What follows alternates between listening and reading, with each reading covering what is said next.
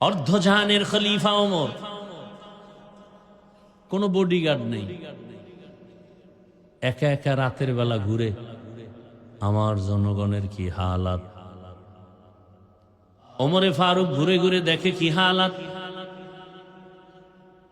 এক পাহাড়ের পার্শ্বে গিয়া দেখে বাগানের মধ্যে একটা ঝুপড়ি, বাতি জ্বলতেছে।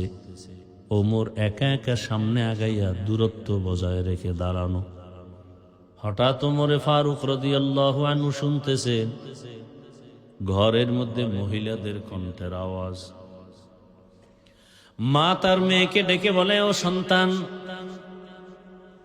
আগামীকাল বাজারে দুধ বিক্রি করতে নিবি, গাভীর দুধ, পানি বেশি দিয়ে নিস। মেয়ে বলে, ওমর যদি খবর পায় কল্লা ফালায় দিবে। ওমর কই?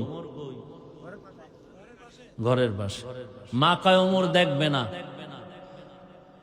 মেয়ে ডাক দিয়া কয়, ওমর যদিও দেখবে না, ওমরের আল্লাহ তো দেখবেন। ওমর এতটুকু শুই না চুপচাপ চলে গেছে।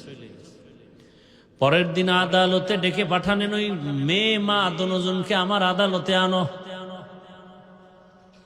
দনোজনকে আদালতে হাজির করার জন্য যখন লোক চলে গেল, খবর শুনেই দনোজন কান্না শুরু করছে। ওমর ডাকছে, মনে হয় আজ আমার ফাঁসি ছাড়া কোনো উপায় নাই। কারণ ওমর অন্যায়ের কাছে মাথা নত করে না। মাও কাঁদে, মেয়েও কাঁদে। আমাদের এই দুঃখের সংসার, বাজারে দুধ বিক্রি করে সংসার চালাই, আজ ওমর বুঝি ডাকছে আমাদের মেরে ফেলার জন্য। কারণ ওমর কথার আগে তরবারি রেডি। যখন দনোজন কান্না করলে কি হবে? যেতেই হবে, যেহেতু অর্ডার এসে গেছে, আর থাকা যাবে না। ওমরের আদালতের পার্শ্বে কানতে কানতে গিয়া ওমরে ফারুক রাদিয়াল্লাহু তাআলা আনহু আওয়াজ দিয়া কয়, মা কাঁদবেন না, আমি ওমরের আদালত জুলুমের আদালত না, এটা ইনসাফের আদালত, কোনো ভয় নেই। আমার এখানে কোনো জুলুম নাই, সব ইনসাফ। ভয় পাইবেন কেন? ভয় পাইবেন না, আপনাকে সর্বোচ্চ সম্মান দিতে ডাকছি। মেহমানদারি করালেন। ওমরে ফারুক বললেন, আম্মা জান, আপনার কপাল কেন এত ভালো?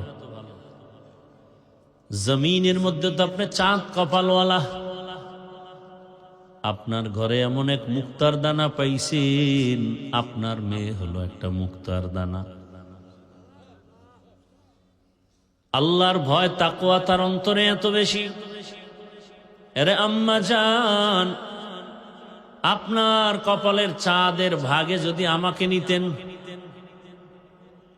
মা বুঝেন না, চুপ করে আছে। ওমর বলে, আপনার ওই চাঁদের আলোকিত সন্তান মেয়েটাকে আমি ওমরের ছেলের বউ বানাতে চাই। আমি ওমরের ছেলের বউ বানাতে চাই। খুশি না বেজার? কি এর কান্না! এইবার আবার কান্না দিছে, খুশির কান্না। এতক্ষণ ছিল ভয়ের কান্না, এখন খুশির কান্না। এইবার আল্লাহর বান্দি কান্না বন্ধ করে বলে, আলহামদুলিল্লাহ। এইবার তার মেয়েটা ওমরের সন্তানের বউ হয়ে গেল বিবাহের বন্ধনে। আর এই মেয়ের গর্ভধারায় আসছে আর একটা চাঁদের আলো, ওমর ইবনে আব্দুল আজিজ। আর এক চাঁদের আলো, ওমর ইবনে আব্দুল আজিজের ইতিহাস পড়লে আশ্চর্য হয়ে যাবে।